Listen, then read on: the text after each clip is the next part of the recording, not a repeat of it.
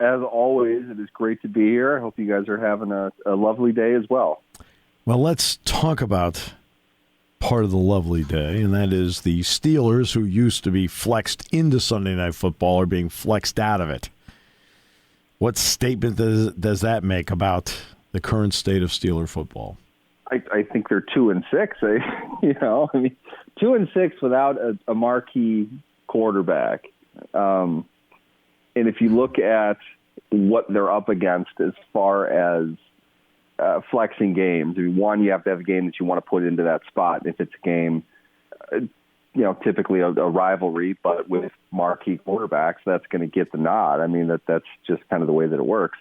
And plus, I think that the last 3 games between the Steelers and Bengals have been just kind of gong shows. I mean, the win the Steelers have was as ridiculous a win as you'll see in the NFL. And the previous 2, I think the combined score was like 890-6 or something like that. I can understand there not being a whole lot of confidence in putting that game up when you could have Mahomes versus Herbert in what's looking like maybe not quite yet, but it's supposed to be one of the marquee matchups within the AFC. So I see why they did it. I'm not at all surprised. If anything, I mean, you usually hear sports writers rejoice when the team they cover is taken out of prime time. Yes. It makes it a little bit easier of a night, but I'm not quite at the age where I want to admit to that. But, it's you earn these sorts of things in a way, earn them with, quality play behind marketable players. And even with the assumed presence of TJ Watt, I'm not really sure what there is for the Steelers to get fans outside of Steeler Nation all that excited for that game. It's kind of a no-brainer in my mind. Yeah, and the part about the Steelers is, you can not win and be entertaining. I don't find them entertaining. Not winning and being entertaining would be losing like 41-38. Yeah, something like that. They're averaging 15 points a game. Yeah. Not even remotely entertaining. If they got 2 touchdowns, that would be an improvement for what they're currently doing. They currently, with the quarterback they have now, they're turning the ball over a lot. Without Watt, they have no pressure on the quarterback at all, but at least their secondary isn't all that good. It's as beatable a team as there is in the NFL right now. Now, I don't know what they'll do from the bye week through to their next game here. Again, assuming TJ Watt is back, maybe that helps move things in a better direction. It's an easier schedule for the team over the second half of the season than the first, which turns out to be pretty brutal, which is odd to say considering they haven't even played Baltimore yet. I think the second half will go better than the first half, but you definitely can't suggest right now that it's a strong bet that they're going to come out and drop 34 points on the next 5 teams they play. I don't see that happening. I think it might improve by 3, maybe 4 points, but this isn't a good offensive team, and it's not going to be. All right, so what is the status of TJ Watt? I mean, any idea when he might, magically return? Well, what we know is, as Mike Tomlin said today, he's optimistic that Watt will return. This is also a team that plays things very, very specifically to the rules.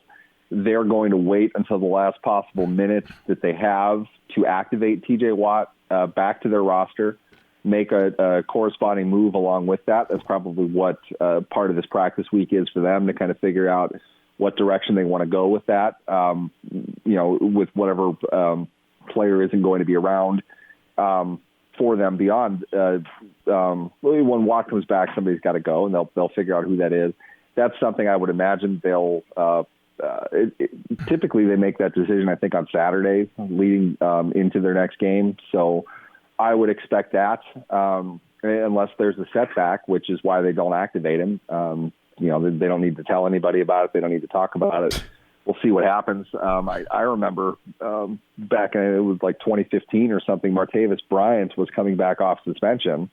He was eligible to, and they hadn't brought him back, and he got injured in practice.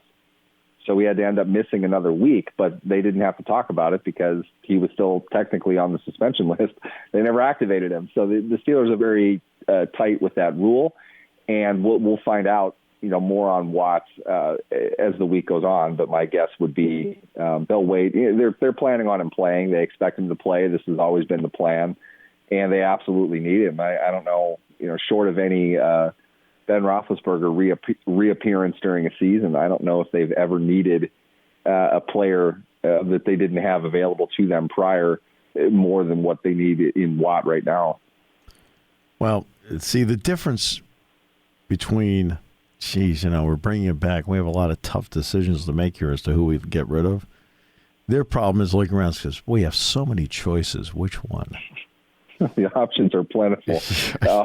I would put it like this. I'm not sure how much it matters. I mean, you want to be thoughtful with your decisions, but let's be honest here. I mean, it's if they're able to field the right 53 guys, which is the right backups and the right guys to play on special teams, along with your core players, I don't know how much it's really going to matter. I would think more than anything they'll hold out. Just maybe somebody else is hurt that we're not really going to know about right away. Another IR candidate, swap one out, put another one in. It very well could be the case.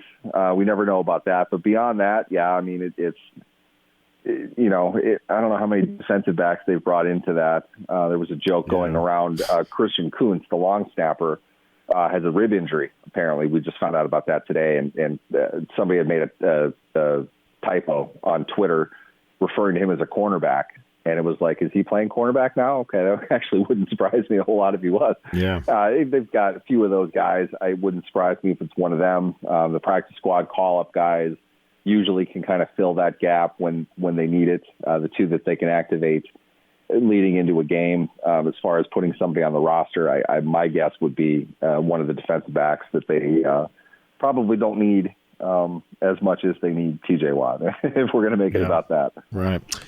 All right, Kenny Pickett now. Before I get to Kenny Pickett, Najee Harris, why are we seeing almost a 180 of last year from him? Why?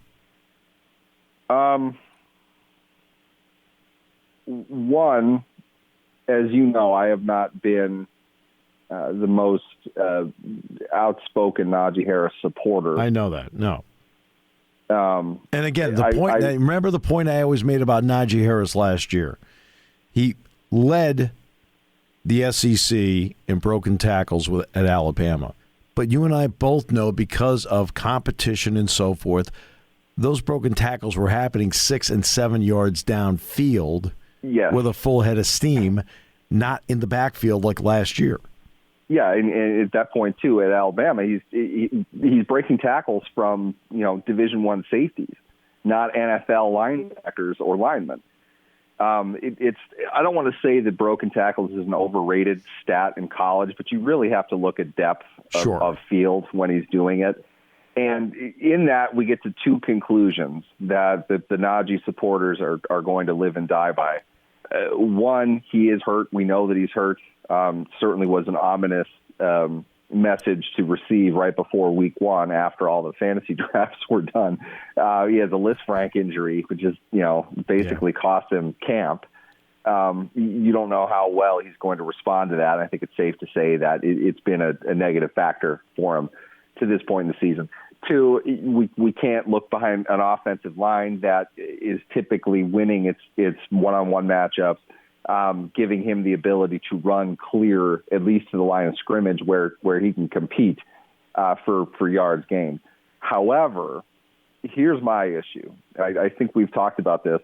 There was a comparison, which in a lot of ways kind of seems like a troll move at first, but there are a lot of reasonable comparisons from Najee Harris to another former Alabama running back taken in the first round, Trent Richardson. Yes. The reason I say that, I'm not suggesting Najee is a bust. It's not possible for him to be a bust at the level of Richardson, but The one thing I noticed with Richardson with Cleveland was it's not that, everyone assumes that you play behind an offensive line, which at Alabama is typically dominant. That helps you compile your stats.